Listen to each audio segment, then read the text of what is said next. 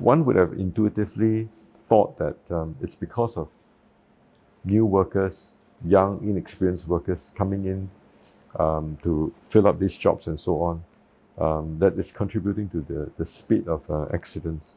However, we find that actually many of the accidents, the fatalities, actually involve people who are very experienced. So I think that in itself tells you that it is not a function of the training or the level of experience.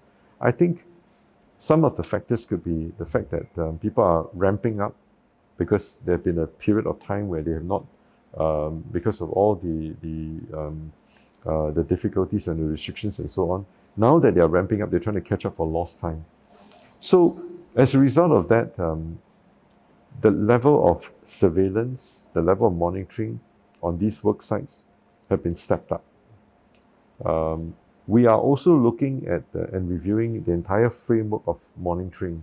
And some of the ideas that we have mooted include things like doing a very comprehensive pre-start worksite assessment of where some of the danger areas are and what are the safety precautions that you should take, and prioritizing and triaging the worksite accordingly.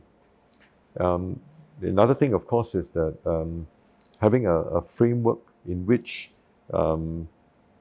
we can take both the employers, the supervisors, and so on to task, right? In whether it is going to be suspension, whether it's going to be a form of demerit points, and so on and so forth. That is also being reviewed.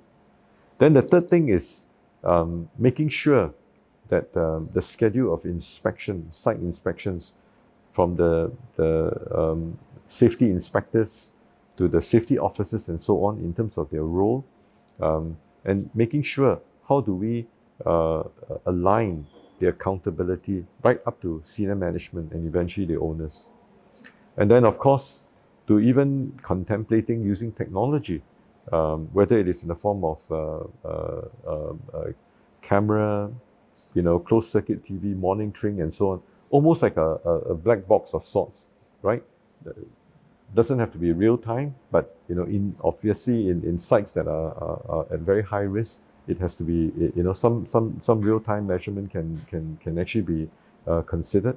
But to see how we can then look at closing the loop in learning from potential safety lapses to even near misses and so on. So the entire structure is being reviewed. Now, I don't want to preempt the industry, the discussions that we've had, but I think that you should watch the space on Monday when my colleague SMS Zaki will be talking more in his reply to the adjournment motion that's been filed by our Member of Parliament, Melvin.